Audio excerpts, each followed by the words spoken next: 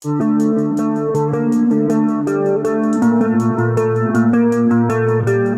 next thing I'm going to say is going to be a little bit silly, but I'm also kind of serious.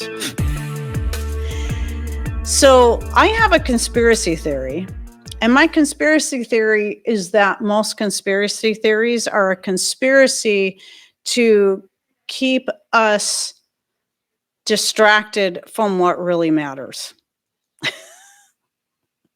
Now, this doesn't mean there aren't conspiracy facts. There's a lot of them that have been proven, especially more recently, right? Proven to be true.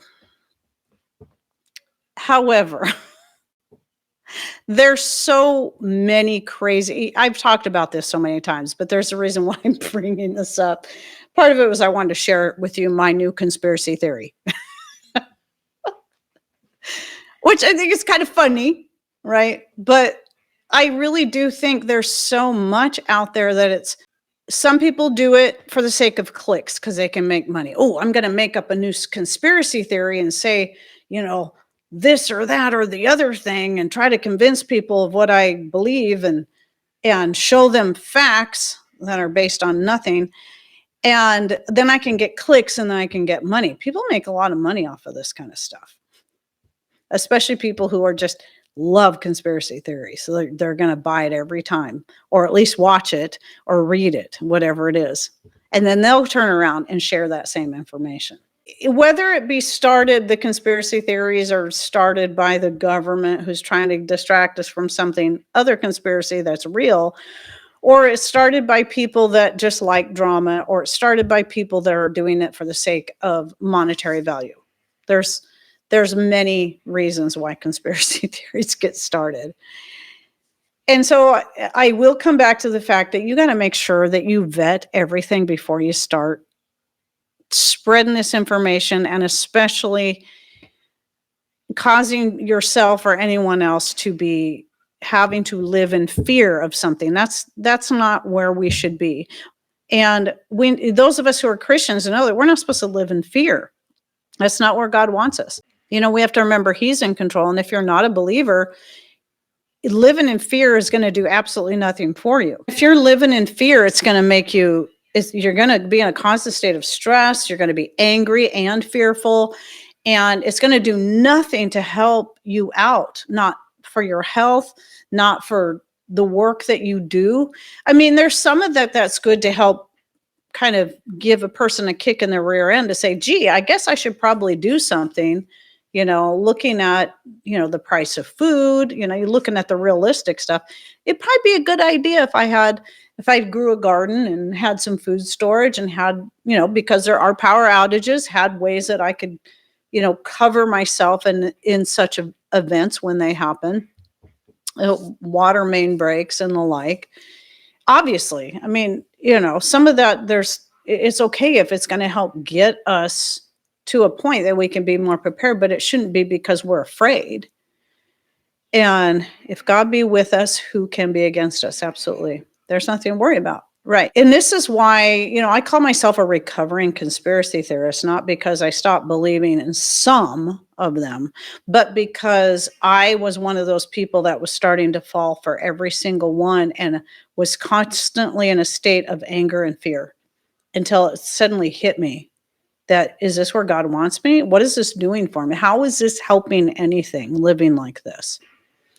So that's why I bring this up a lot, is you got to make sure that if you actually think it's important, because I've heard some out there that I'm like, that's kind of an intriguing, interesting conspiracy theory. I don't have time to look into it. And it's one of those, some of those are just, they're not going to do anything to change anything. Whether we know the truth or not, it's not going, a lot of this stuff does not matter. And so it's like, I just don't have time for that. It's interesting. I don't have time for it. So with that being said, I'm sure by now I noticed nobody's talking about this anymore. I think a lot of you probably remember not that long ago, everybody was freaking out because Katy Perry bought. Now, I don't know about this part. Apparently this part's true, that Katy Perry bought out Bragg's, the company. But here's where the conspiracy theory came in. And when people first started talking about this, I found absolutely not one single shred of evidence on what people were claiming. Not one. All I could find were just a couple of random videos, short videos that people had made about how, well, now that Katy Perry has bought out Bragg's, the company, they're making she's teamed up with Bill Gates and they're making all their vinegar with the apples that have been treated with the appeal. Wrong. Now, when you understand how vinegar is made in the first place, you would realize how silly it would be for any company that makes vinegar to buy apples, then invest in a product to put on the apples to make them last longer.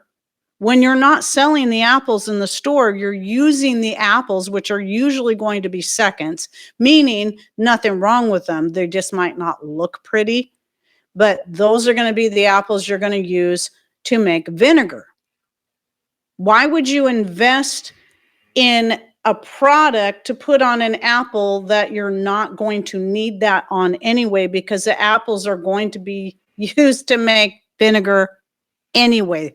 The only reason something like a peel or whatever the other one, there's another one, I think it starts with an O. Those are for the apples that they sell in the store to keep them looking fresh longer and to supposedly hold their freshness. Now, obviously, none of us want that. We don't care. We don't need that. But it would be an incredible waste of money for the company to do that. If they did that, well, it would just be silly. It'd be a waste of money and time.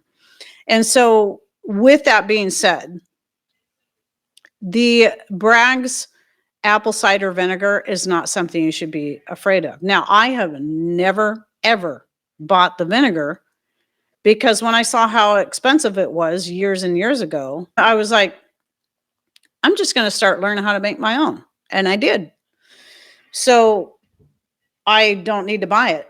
But for those who aren't into vinegar making and you like Bragg's, I keep wanting to say liquid aminos because that's the one thing I do use, then don't be afraid of the Bragg's apple cider vinegar. Somebody created this lie based off of a truth and said, okay, now we're going to add this to, and then we're going to spread this information, get people all freaked out so they keep coming back to this video without one shred of evidence, not one.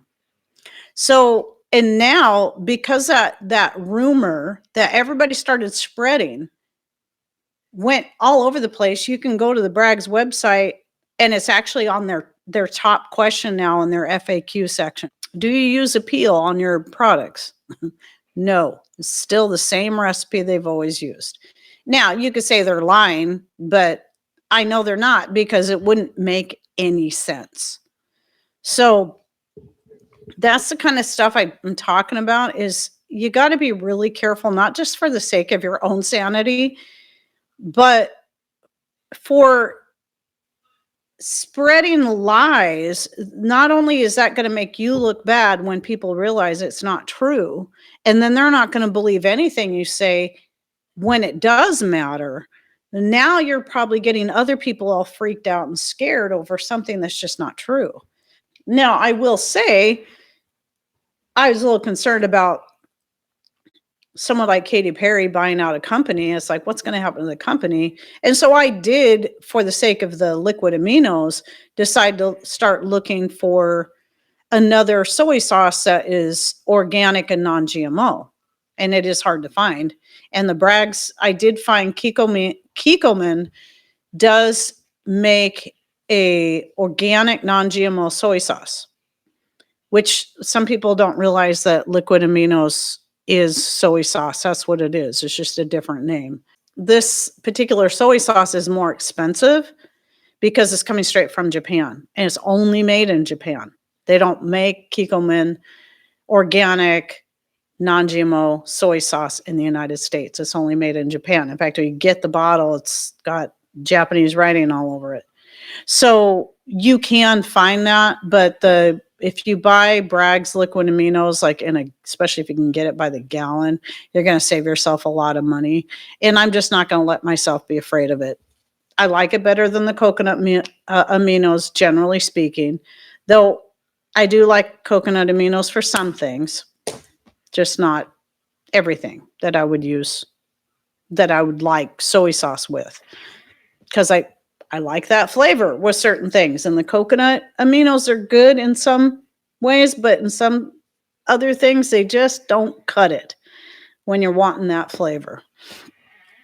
I am not a McD fan, but they were accused of using worm meat in their burgers. Their answer was genius. We looked into worm protein, but found it was more expensive than beef. Yeah, Bragg's liquid aminos it's just soy sauce. The one thing I would say I don't like is I wish it was fermented. They pride themselves on the fact that it's not fermented, but I wish it was, because a fermented soy product is actually healthier than a non-fermented, but Bragg's is organic and non-GMO. So, yeah, it's just soy sauce.